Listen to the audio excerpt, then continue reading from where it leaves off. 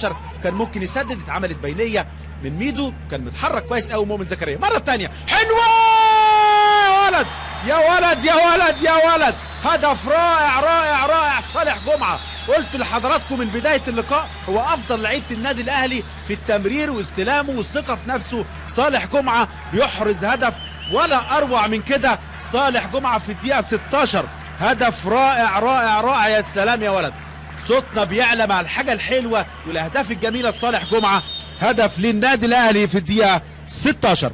السلام على العرضيه، صبر رحيل راجل ايه ما فكرش، وش رجله في الزاويه البعيده. حلوه يا ولد، حلوه حلوه حلوه، هدف رائع صالح جمعه.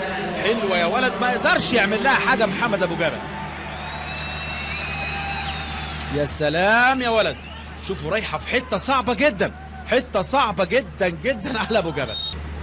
كره اماميه، ادي خطا مره ثانيه من خط الظهر على حدود خط 18. رؤوف حلوه ما فيهاش تسلل، لسه فيها خطوره. هدف التعادل، هدف التعادل. لسه بقول لكم اخطاء خط الظهر قاتله، اخطاء قاتله. الراجل لو تتعاد مره ثانيه الراجل سندها له هنا، وفيها خطا من خط ظهر النادي الاهلي في الدقيقه 25. هدف لمصلحه سموحه.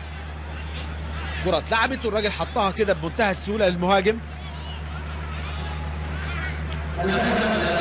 احمد رؤوف. اللي بقول لحضراتكم الهدافين المميزين. ادي اتعادت الكره هنا، بصوا اول ما طلعت ما فيهاش اي حاجه.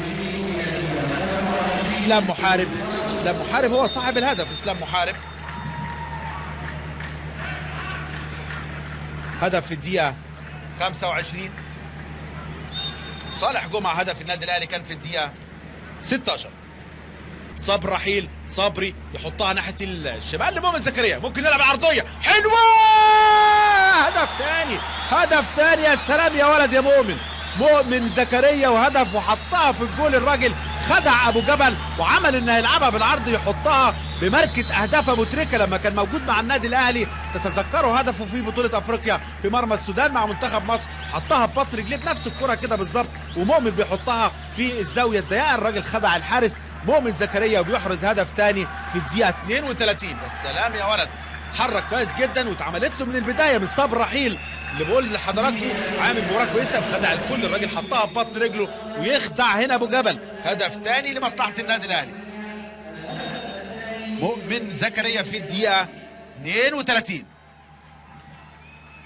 اتحرك كويس جدا جدا جدا مؤمن زكريا. جمال مكمل الناحيه الثانيه. مؤمن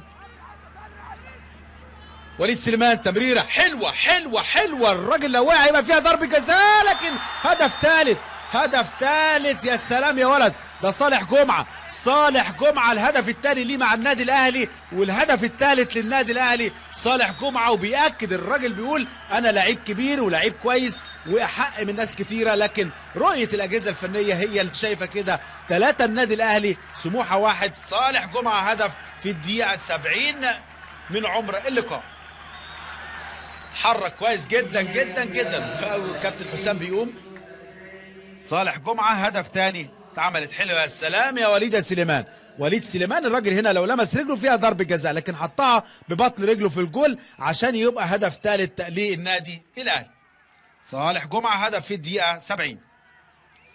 خدها لنفسه كويس جدا وفكر يحطها مره واحده، والراجل حاول هنا خط ظهر سموحه، لكن هدف. ودي فرحه جماهير النادي الاهلي اللي جايه تستمتع باداء لاعبتها بعد حصولهم على لقب الدوري. جماهير اللي موجوده في استاد الجيش ببرج العرب، سهره كرويه جميله في استاد الجيش ببرج الساحه. حسام حسن فيها ضربه جزاء، فيها ضربه جزاء واضحه تماما، واضحه تماما، رغم ان كان في 3 4 لعيبه مكملين مع الراجل. يعني الراجل حط رجله كده. شوف بقى مؤمن ولا مين، لعبت حلوه من البدايه. تمريره حسام حسن كان من البدايه. ادي تمريره حمص، ادي مؤمن زكريا.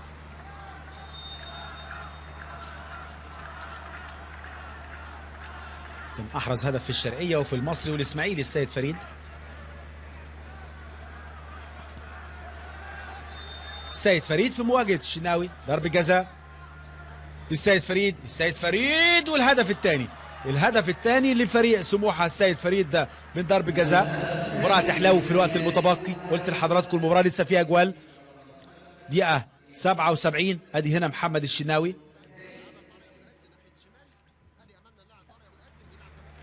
البديل في الدقيقة 89 ضربة رأسية بيحرز الهدف الرابع لينتهي المباراة بفوز النادي. أومد أوكري في الدقيقة 19 بدأ من خطأ من أحمد سامي بيحرز الهدف الأول، ثم بعد ذلك استطاع باولون فوفي في الدقيقة 71 إحراز هدف التعادل لفريق مصر المقاصة قبل أن يضيف جون أنطوي في الدقيقة 82 الهدف الثاني لفريق مصر المقاصة. تنتهي المباراة فوز مصر المقاصة بهدفين مقابل هدف واحد.